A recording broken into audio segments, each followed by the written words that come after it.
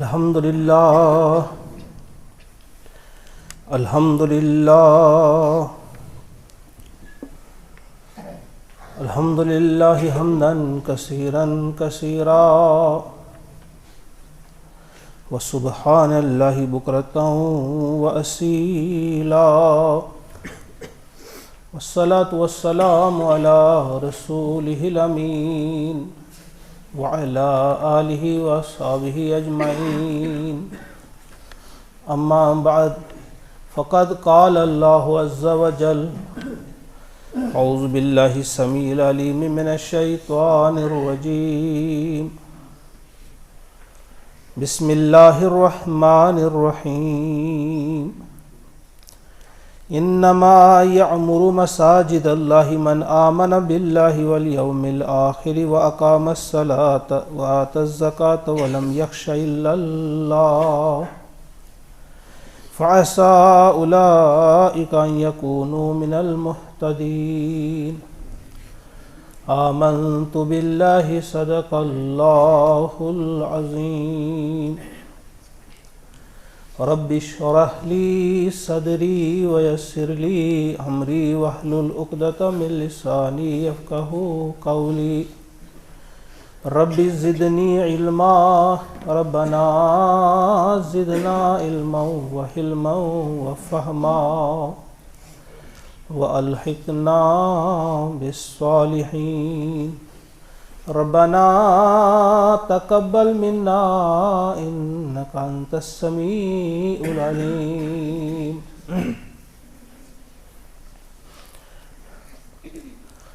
معزز و محترم حاضرین، السلام علیکم ورحمۃ اللہ وبرکاتہ۔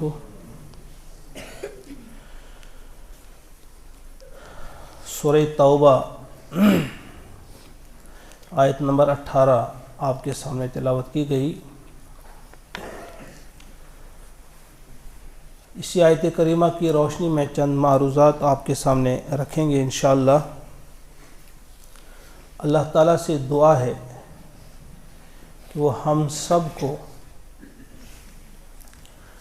فہم عطا فرمائے، سمجھنے کی توفیق عطا فرمائے، اور سمجھنے کے بعد ہم سب کو عمل کرنے کی بھی توفیق عطا فرمائے۔ اللہ کا ارشاد ہوتا ہے انما یعمر مساجد اللہ، بے شک حقیقت میں مسجدوں کی تعمیر کون لوگ کرتے ہیں؟ مسجدوں کی تعمیر ہو یا مسجدوں کو آباد رکھنے کا کام ہو، اللہ کا ارشاد ہے کہ وہ کون لوگ کرتے ہیں؟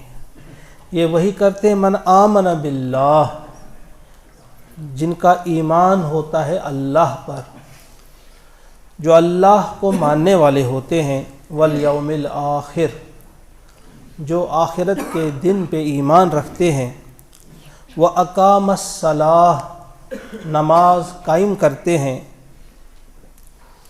وآتی الزکاۃ، زکوٰۃ ادا کرتے ہیں، ولم یخش الا اللہ، اور جو اللہ کے سوا کسی سے ڈرتے نہیں ہیں، فعسى اولئک ان یکونوا من المہتدین، تو امید ہے کہ ایسے ہی لوگ وہ ہیں جن کو اللہ تعالیٰ ہدایت یاب کرتا ہے، ہدایت دیتا ہے، صحیح راستے پہ چلاتا ہے۔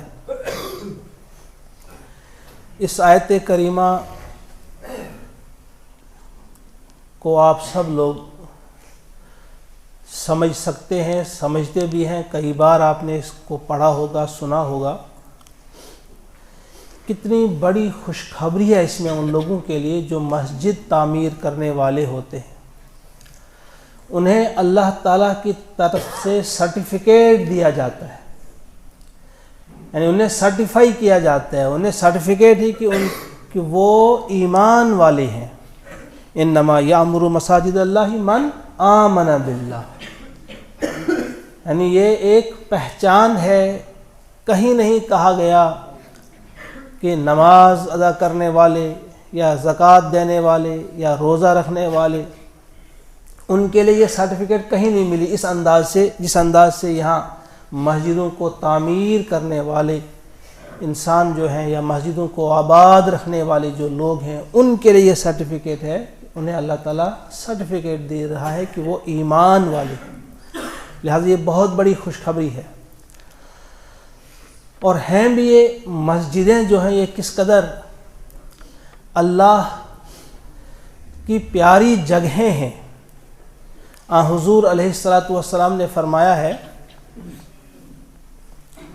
احب البلاد الی اللہ مساجدہا، یعنی پورے روئے زمین پہ جتنی بھی یہ زمین ہے اس میں جو پسندیدہ ترین جگہ ہے اللہ کے نزدیک وہ ہے مسجد۔ وَأَبْغَضُ الْبِلَادِ إِلَى اللَّهِ أَسْوَاقُهَا، اور جو ناپسندیدہ جگہیں ہیں وہ ہیں بازار۔ پسندیدہ ترین جگہیں کون ہیں؟ مسجدیں ہیں۔ اور پھر ان مسجدوں سے پیار کرنے والے یا ان کے ساتھ جن کا گہرا تعلق ہو ان کے بارے میں اللہ کے نبی علیہ الصلاۃ والسلام کا وہ ارشاد بھی آپ سب کو یاد ہوگا، سبعۃ یظلھم اللہ یوم لا ظل الا ظلہ، 7 لوگ ایسے ہیں جن کو اللہ تعالیٰ اپنے سائے میں رکھے گا اس دن جس دن اللہ کے سائے کے سوا کوئی سایہ ہوگا ہی نہیں۔ 7 قسم کے لوگ، تو ان میں ایک شخص وہ بھی کہا گیا وَرَجُلٌ قَلْبُهُ مُعَلَّقٌ بِالْمَسَاجِدِ، ایک وہ انسان ہوگا جس کا دل لٹکتا رہتا ہوگا، معلق رہتا ہوگا مسجدوں کے ساتھ، گویا اگر وہ ہر وقت مسجد میں نہیں رہ سکتا، اس کے اپنے کام بھی ہیں، لیکن جب وہ کام میں بھی مصروف ہوتا ہے دل اس کا مسجد ہی میں ہوتا ہے، گویا وہ مسجد سے ایسا پیار کرتا ہے، اتنی محبت کرتا ہے کہ وہ آفس میں ہو، وہ مزدوری کر رہا ہو، وہ تجارت کر رہا ہو، وہ گھر کے کسی کام میں مصروف ہو، لیکن دل اس کا مسجد ہی میں ہوتا ہے۔ تو ایسے انسان کے لیے جب کوئی سایہ نہیں ہوگا، بالکل ہمارے سروں کے اوپر آفتاب ہوگا، گرمی ہوگی، شدت کی گرمی ہوگی، پسینے میں سب ڈوب رہے ہوں گے، ایسے حال میں بھی یہ جو مسجدوں سے محبت کرنے والے لوگ ہیں ان کے لیے سایہ ہوگا۔ اور یہ مسجد اس انداز سے بھی ذرا سمجھے آپ کتنی اہم ہے۔ سورہ آل عمران آیت نمبر 96 میں جو اللہ کا ارشاد ہوتا ہے اِنَّ أَوَّلَ بَيْتٍ وُضِعَ لِلنَّاسِ لَلَّذِي بِبَكَّةَ مُبَارَكًا وَهُدًى لِلْعَالَمِينَ، کہ بے شک سب سے پہلا گھر جو دنیا میں بنایا گیا وہ ہے مسجد حرام، یعنی اللہ کی عبادت کے لیے جو گھر سب سے پہلے بنا وہ کون سا گھر ہے؟ وہ مسجد حرام، بیت اللہ۔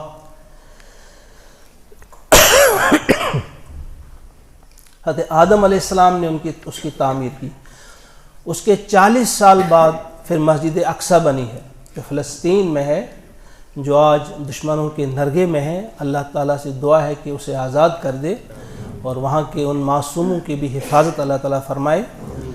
تو اس کے بعد 40 سال کے بعد یہ مسجد اقصی بنی ہے۔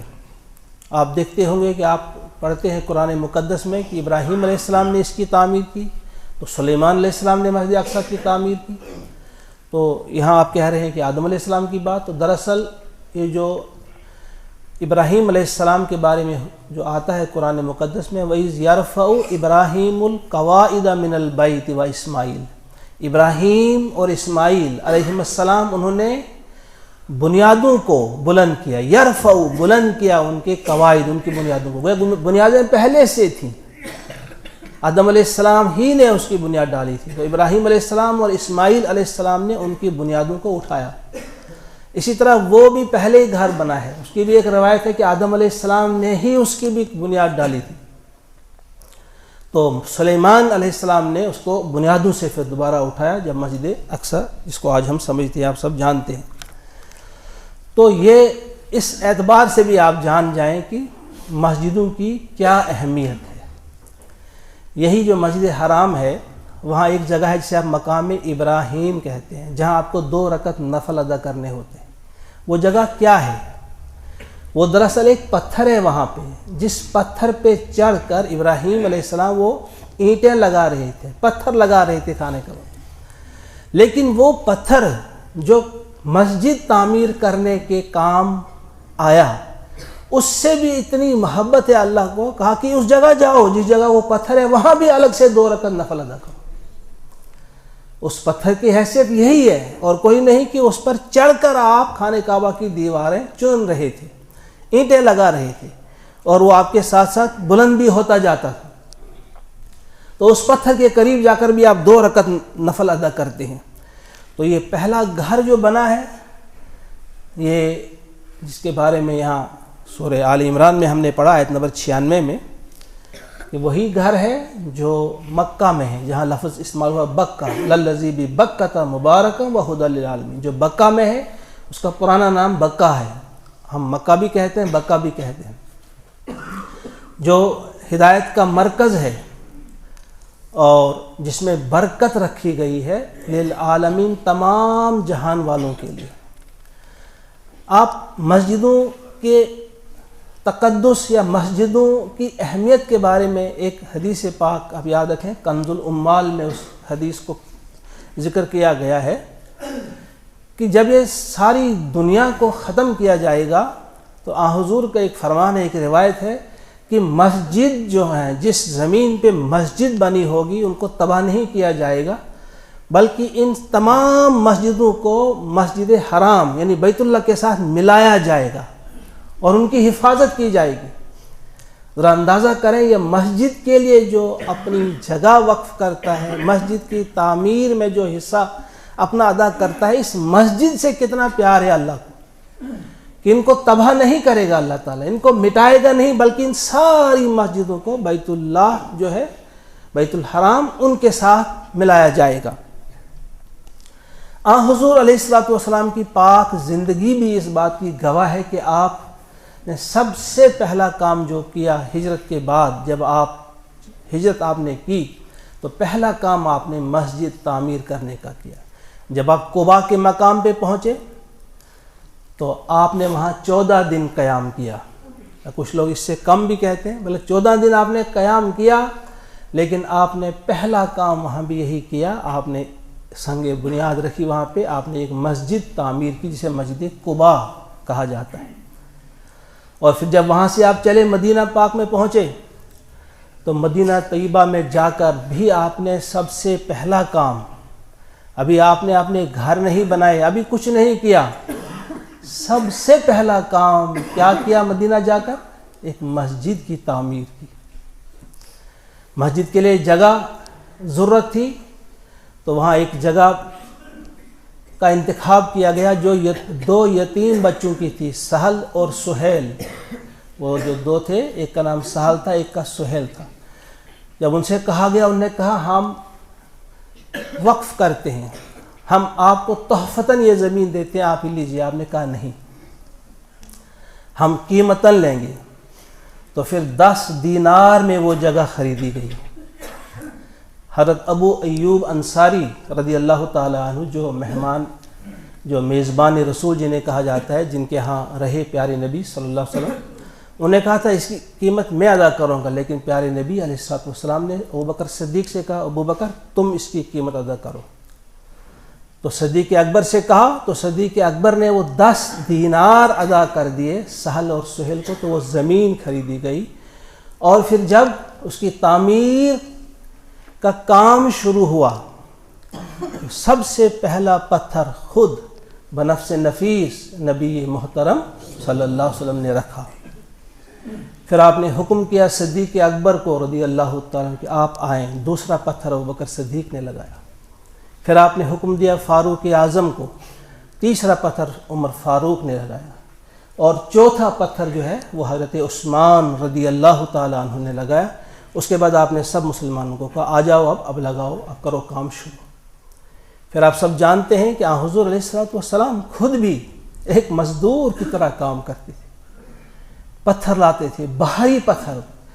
ایک صحابی نے عرض کیا کہ یہ بھاری آپ رہنے دیجئے، یہ میں اٹھاتا ہوں، آپ یہ دوسرے والا لیجئے۔ کہا نہیں، آپ بالکل بینڈ ہو رہے تھے، آپ جھک جاتے تھے، کافی بھاری پتھر تھا لیکن آپ وہ خود اٹھا رہے تھے، کیونکہ آپ جانتے تھے کہ مسجد کی تعمیر کے سلسلے میں اپنا پسینہ بہانا، محنت کرنا، اس کا کتنا بڑا اجر ہے۔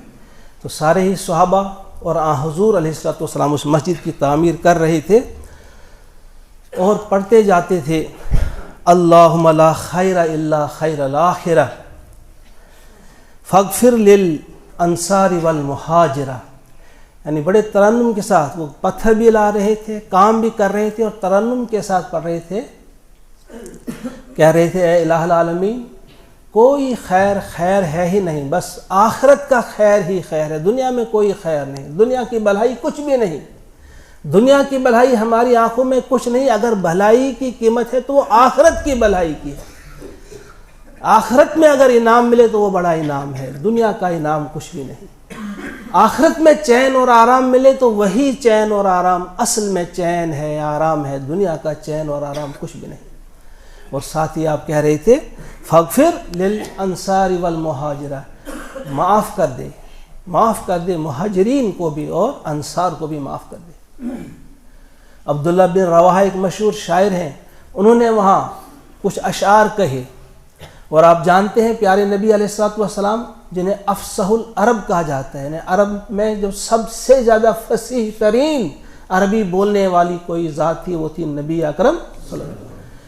ان کو یہ شعر پسند آ گیا، تو آپ اندازہ کریں کتنا اہم شعر ہے۔ وہ کیا کہا اس نے؟ قد افلح من یامر المساجد ویقرأ القرآن قائما وقاعدا۔ وہ پتھر اٹھا رہے تھے اور پتھر اٹھاتے ہوئے یہ شعر کہہ رہے تھے قد افلح، یقیناً کامیاب ہوا وہ شخص من یامر المساجد، جو مسجدیں تعمیر کرنے والا انسان ہے، مسجدیں تعمیر کرنے والے لوگ کامیاب ہو گئے، اور ساتھ ساتھ وَيَقْرَأُ الْقُرْآنَ قَائِمًا وَقَاعِدًا، اور جو قرآن بھی ساتھ ساتھ پڑھتے ہیں کھڑے ہو کر بیٹھے ہوئے، یعنی قرآن بھی پڑھ رہے ہیں اور مسجد تعمیر بھی کر رہے ہیں، یقیناً وہی لوگ کامیاب ہیں۔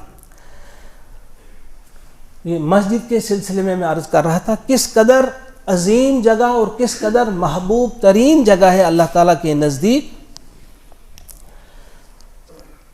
حضرت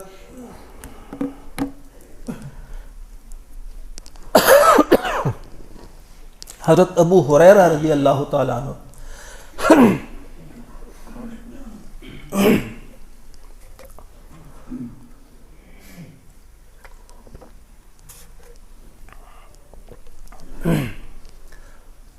حضرت ابو ہریرہ رضی اللہ تعالیٰ عنہ روایت کرتے ہیں، ترمذی میں یہ حدیث پاک ہے کہ پیارے نبی صلی اللہ علیہ وسلم نے فرمایا، ذرا دھیان سے سنیے آپ، حضور کا یہ فرمایا اذا مررتم بریاض الجنہ فارتعوا، اپنے پیارے صحابہ سے کہا کہ میرے پیارے ساتھیوں، جب تمہارا گزر ہوتا ہے جنت کے باغوں میں تو کچھ چار چگ لیا کرو، جب تمہارا گزر ہوتا ہے جنت کے باغوں میں تو کچھ چار چگ لیا کرو۔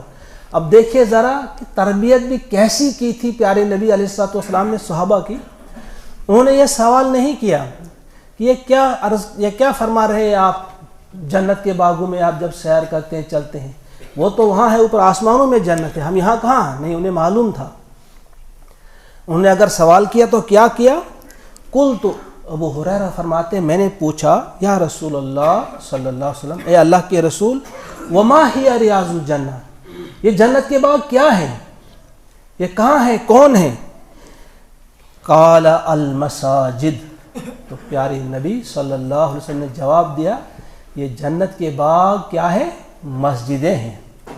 وہ جب آپ ان مسجدوں سے گزرتے ہو تو کچھ چار چگ لیا کرو، یعنی وہاں کچھ اللہ کا ذکر کیا کرو۔ یہ مسجدیں جنہیں جنت کہا گیا، جنت کے باغ کہا گیا، ہم میں کون ہے جو جنت کے باغوں کی تمنا نہیں رکھتا؟ جب ہمیں صحیح معنوں میں جنت کے باغوں کی تمنا ہوگی تو کیا ہم اس جنت سے دور رہیں گے؟ ہم تو چاہتے ہیں کہ ہمیں جنت ملے، مگر ہمیں معلوم ہی نہیں کہ پیارے نبی علیہ الصلوۃ والسلام نے اس مسجد کو بھی جنت کا باغ کہا، اور جسے یہاں سکون نہ ملے اسے جان لینا چاہیے کہ اسے اپنے ایمان کی خیر منانی چاہیے، جنت میں سکون ہے. اگر آپ کو مسجد میں سکون نہیں ملتا گویا آپ کے دل میں پھر ایمان ہی نہیں ہے. دیکھیں کبھی کبھی ان باتوں پہ آپ دھیان دیا کریں کہ حضور علیہ الصلوۃ والسلام نے کوئی بات بھی اس لیے نہیں کی ہے کہ کسی کے دل پہ تھوڑا سا اثر ہوگا تو ایسے ہی بتا دیں گے نعوذ باللہ من غضب اللہ. ہم آج احادیث مبارکہ کو لائٹلی لیتے ہیں اس انداز سے کہ بھئی کہا ہے حضور نے ایسی بس ترہیب اور ترغیب کے لیے. یہ خالص ترہیب اور ترغیب نہیں، حضور کا ہر فرمان جو ہے وہ سچا ہے، اس میں جھوٹ کی آمیزش نہیں. قطعاً بھی کسی اعتبار سے بھی آپ نے کبھی مذاق میں بھی غلط یا جھوٹ نہیں بولا ہے. لہذا اس بات کو آپ ذہن میں رکھیں کہ مسجد میں سکون ملے گا، آپ کے دل میں ایمان ہے. اگر آپ کو مسجد میں کانٹے جیسے لگتے ہیں، المنافق فی المسجد کالطیر فی القفص، یہ بھی حضور کا فرمان ہے کہ منافق مسجد میں ایسے ہوتا ہے جیسے ایک پرندہ ہوتا ہے پنجرے میں. والمؤمن فی المسجد کالسمک فی الماء، اور مومن مسجد میں ایسے ہوتا ہے جیسے پانی میں مچھلی ہوتی ہے. تو یہاں بھی یہ بات یاد رکھیے. اور پھر ایک اور اعتبار سے بھی اس کو جاننے کی کوشش کریں. سکون حاصل کرنے کے لیے مسجد میں آنا چاہیے. ایک واقعہ ہے آپ کے سامنے، کئی بار آپ نے سنا لیکن اس پہلو سے آپ نے غور نہیں کیا ہوگا. حضور علیہ الصلوۃ والسلام فاطمہ کے گھر جاتے ہیں، وہاں حضرت علی کو نہیں دیکھتے تو فاطمہ سے پوچھا آپ کا چچا زاد کہاں ہے، آپ کے چچا کا بیٹا. حالانکہ چچا زاد تو حضور کے وہ تھے، لیکن یہ آپ کا ایک انداز ہوتا تھا سمجھانے کا کہ وہ صرف آپ کا شوہر نہیں بلکہ وہ آپ کا اپنا ہے، ایک اور بھی اس کے ساتھ تعلق ہے. وہ کہاں ہے؟ تو انہیں کہا کچھ تھوڑی سی ترشی اور تلخی ہوئی تھی آپس میں، تو وہ چلے گئے یہاں سے، معلوم نہیں کہاں گئے. وہ آپ کو پتہ چل گیا، ہو جاتا ہے، ہر گھر میں جھگڑے ہوتے ہیں. آپ میں کوئی کہے گا ہمارے گھر میں نہیں ہوتا، ایسا نہیں، ہر گھر اب اتنے بلند پایا کا گھر ہے. حضرت علی رضی اللہ تعالیٰ عنہ کا تھوڑا سا ہو جاتا ہے، ترشی تلخی کبھی ہو جاتی ہے. تو وہ جب وہاں سے چلے گئے تو پیارے نبی علیہ الصلوۃ والسلام ان کو ڈھونڈنے چلے. لیکن آپ کو پتہ تھا کہ میرا تربیت یافتہ ہے، کہاں گیا ہوگا، کہاں ہوگا. وہ جانتے تھے. وہ سیدھے چلے گئے مسجد میں، اور مسجد میں دیکھا کہ وہ لیٹے ہوئے ہیں، مٹی بھی لگی ہوئی ہے. اور آپ نے کہا یا ابا تراب، خوش ہو گئے، اے مٹی والے. خود فرماتے ہیں کہ میرے جو نام تھے ان سب ناموں میں مجھے یہ لقب بہت پسند تھا، ابو تراب. کہ پیارے نبی نے کس محبت سے اس وقت مجھے کہا یا ابا تراب، اٹھو، کیا بات ہے. کتنی بڑی حکمت کی بات اس میں ہے کہ آپ کا بھی جب کبھی جھگڑا ہو گھر میں، حضرت علی جیسے شیر خدا جنہیں ہم کہتے ہیں، فاتح خیبر، جنہوں نے اس خیبر کا قلعہ خیبر کا وہ دروازہ بایاں ہاتھ سے اٹھا رہا تھا، کوئی اسے ہلا نہیں پا رہا تھا اور آپ نے اسے اٹھایا تھا. اتنی طاقتور انسان، لیکن آپ نے اپنی طاقت کا مظاہرہ اپنی بیوی پر نہیں کیا، دھاڑا نہیں مارا، گالی نہیں دی، انہیں ستایا نہیں، طاقت وہاں نہیں دکھائی. کیونکہ جب غصہ آ گیا تو اس غصے کو اتارنے کے لیے آپ کہیں نہیں گئے. کہاں گئے؟ مسجد میں گئے. آج ہم اپنے ان انتہائی جو نازک ہوا کرتی ہیں ہماری بیویاں، ہم جب بھی کہیں غصہ ہو کسی بھی قسم کا تو ہم سارا غصہ اپنی بیوی پر اتارتے ہیں. اس میں ایک بہت بڑا درس ہے، بہت بڑا سبق ہمارے لیے ہے. کبھی آپ کو بے چینی ہو، بے قراری ہو، کچھ بھی ہو تو جنت میں وہ دور ہو جاتی ہے بے قراری. تو آ جایا کرو جنت میں، جسے حضور نے فرمایا کہ یہ جنت کے باغ ہیں، تو ان میں چار چگنے کے لیے ہم آیا کریں گے. تو آپ نے کس انداز سے بھی پیارے نبی علیہ الصلوۃ والسلام نے حضرت علی کو لیا اور کس طرح سے صلح کروائی، وہ آپ نے واقعہ سنا ہے. میں نے صرف یہ نقطہ بیان آپ کے سامنے کرنا ہے کہ مسجد ہی وہ جگہ ہے جہاں آپ کو سکون مل سکتا ہے. جب بھی کبھی آپ جائیں گے نا، آپ کو غصہ آئے گا، آپ کسی مجلس میں جائیں گے دوستوں کے پاس، وہاں بھی آپ جھگڑا کریں گے، کیونکہ آپ اس وقت ایموشنلی بیلنسڈ نہیں ہوں گے، آپ اس وقت جذبات میں ہوں گے. آپ کو وہاں بھی نہیں جانا چاہیے، دفتر بھی نہیں جانا چاہیے، کسی اور کام کے لیے بھی نہیں جانا چاہیے. جب آپ غصے میں ہوں، کسی بھی قسم کا غصہ ہو، فوراً آ جاؤ مسجد میں. اور پھر مسجد کے سلسلے میں حضور علیہ الصلوۃ والسلام کے وہ فرمودات کہ مسجد کون سی جگہ ہے, یہاں کیسے آنا ہے, یہاں کے کچھ آداب ہیں, ہم وہ بھول جاتے ہیں. ہم ایسے آتے ہیں اللہ کے گھر میں جیسے اپنی کسی نانی کے گھر میں ہم جاتے ہیں. بھئی یہ اللہ کا گھر ہے, آپ نے سیکھے ہیں آداب. جہاں آپ ڈیوٹی کرتے ہیں, آپ اسکول میں جاتے ہیں تو وہاں آپ کو معلوم ہے کیسے جانا ہے. آپ اپنے باس کے کمرے میں جاتے ہیں, آپ کو معلوم ہے کیسے جانا ہے. کسی بھی آفس میں جائیں, عدالت میں آپ جائیں, جج کے سامنے کیسے جانا ہے, آپ نے سیکھے ہیں وہ آداب کہ کیسے جانا ہے, کیسے کھڑا رہنا ہے, کس انداز سے اپنے موبائل بند کرنے ہیں, کیا کرنا ہے, سب آپ کو معلوم ہے. تو یہ آداب اللہ کے گھر میں آنے کے لیے بھی آپ نے یاد رکھنے اور سیکھنے ہیں اگر آپ کو معلوم نہیں ہے. ابو ایوب انصاری رضی اللہ تعالی عنہ آپ کے گھر میں مہمان تھے پیارے نبی صلی اللہ علیہ وسلم. آپ جانتے ہیں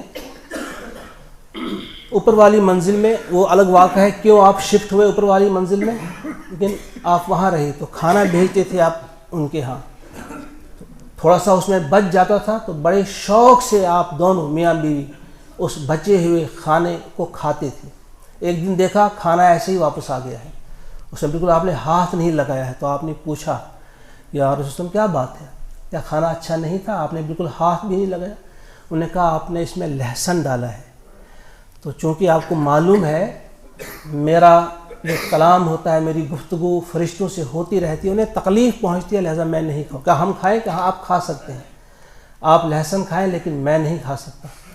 پھر آپ نے ہدایت دی کہ جب آپ لہسن کھائیں گے, عام ہم سب اس وقت بھی ہم مسجد میں نہیں آ سکتے. ہاں ایسے وقت میں کھا سکتے ہیں, خاص طور سے کچا لہسن یا مولی یا پیاز, کیونکہ ان سے بو آتی ہے.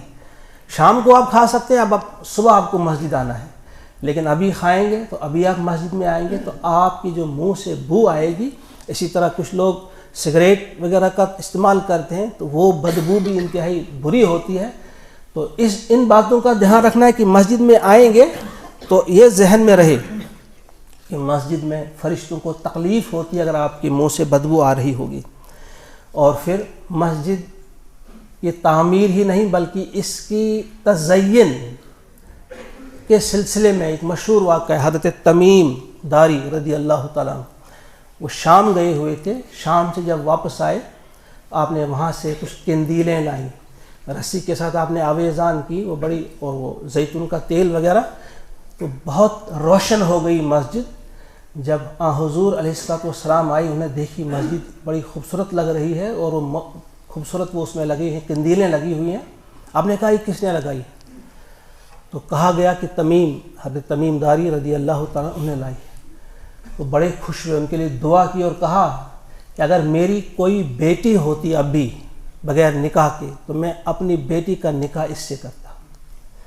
یعنی وہاں آپ اندازہ کر سکتے ہیں مسجد کی صفائی, خوبصورتی, مسجد کو بہترین جگہ بنانا یہ کس قدر پسندیدہ کام ہے پیارے نبی صلی اللہ علیہ وسلم کے نزدیک. حضور علیہ الصلوۃ والسلام کے نزدیک مسجد کا یہ مرتبہ, سب سے عظیم انسان جو ہوا کرتے ہیں وہ انبیاء ہوتے ہیں اور ان کے کام بھی سب سے عظیم ہوتے ہیں. اگر انبیاء کے کچھ کاموں کا تذکرہ کیا اللہ تعالیٰ نے تو مسجد کی تعمیر کا کیا ہے. وَإِذْ يَرْفَعُ إِبْرَاهِيمُ الْقَوَاعِدَ مِنَ الْبَيْتِ وَإِسْمَاعِيلُ, ابراہیم اور اسماعیل نے تعمیر کی مسجد, اور سلیمان علیہ السلام نے تعمیر کی مسجد. اور حضور علیہ الصلوۃ والسلام نے فرمایا, آپ داخل ہوئے ایک بار مسجد میں, آپ نے دیکھا کہ ایک صحابی تھے, انہوں نے ایک تنکا اٹھایا اور اپنی جیب میں ڈالا. تو پیارے نبی نے فرمایا کہ میں دیکھ رہا تھا کہ جس وقت اس شخص نے تنکا اٹھایا اپنی جیب میں ڈالا, ایک فرشتہ اس کی یہ نیکی لکھ رہا تھا. یعنی کتنا پسند آیا اللہ کو, کتنا پسند آئی یہ بات پیارے نبی صلی اللہ علیہ وسلم کو. اور پھر نبی سے کہا گیا ہے ان طہر بیتی للطائفین والعاکفین والرکع السجود. ہم نے ابراہیم اور اسماعیل علیہ السلام ان سے عہد لیا, انہیں بتا دیا کہ آپ پاک رکھیں گے, صاف رکھیں گے اس مسجد کو. کن کے لیے؟ طواف کرنے والوں کے لیے، اعتکاف کرنے والوں کے لیے، والرکع السجود، اور رکوع اور سجود کرنے والوں کے لیے۔ گویا یہ ٹاپ کام جو ہیں، آج ہم سمجھتے ہیں اونچا عہدہ کس کا ہے؟ جو کسی اونچی کرسی پہ بیٹھا ہوگا، لیکن اللہ تعالیٰ نے بتایا سب سے عظیم کام کون ہے؟ جو پیغمبر کرتا ہو۔ پیغمبر کے جو کچھ کام ہیں اور بھی، لیکن ایک کام یہ بھی ہے کہ وہ مسجدوں کی تعمیر کرتے ہیں اور وہ مسجدوں کی صفائی کا انتظام اور اہتمام کرتے ہیں۔ ہارون رشید، بس یہیں پہ ختم کروں گا۔ ہارون رشید، اس نے ایک بار سوچا کہ میں ایک مسجد بناتا ہوں۔ لوگوں کی عادت ہوتی ہے، تمام بادشاہوں کی، انہیں بڑے بڑے محل بنائے تھے، انہوں نے کہا یہ محل نہیں رہیں گے، میں ایک عالیشان مسجد بناؤں گا، لیکن اعلان یہ کیا کہ اس مسجد میں کسی کا پیسہ نہیں لگانا ہے، نہ سرکار کا پیسہ لگانا ہے، میں نے اپنی جیب سے مکمل اس مسجد کو تعمیر کرنا ہے۔ آپ نے شروع کیا کام۔ ایک مزدور تھا، ایک غریب انسان تھا، اس کے دل میں بھی تمنا ہوئی کہ میں بھی اس میں کچھ حصہ ڈالتا، لیکن مانتے نہیں۔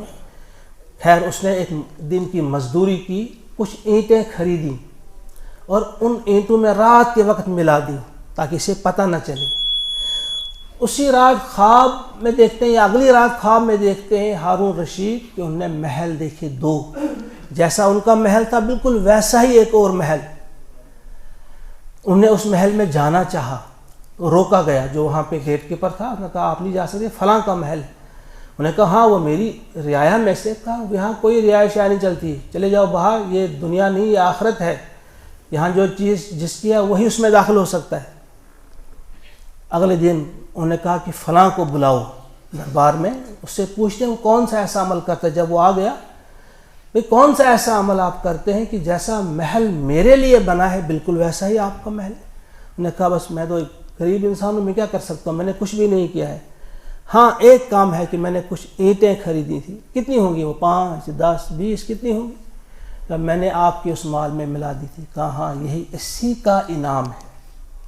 تو یاد رکھیے پیارے نبی علیہ الصلوۃ والسلام کا یہ فرمان، من بنا للہ مسجدا بنا اللہ لہ بیتا فی الجنہ، جس نے اللہ کی رضا حاصل کرنے کے لیے اللہ کا گھر تعمیر کیا، اس کے لیے اللہ تعالیٰ جنت میں ایک محل تعمیر کرتے۔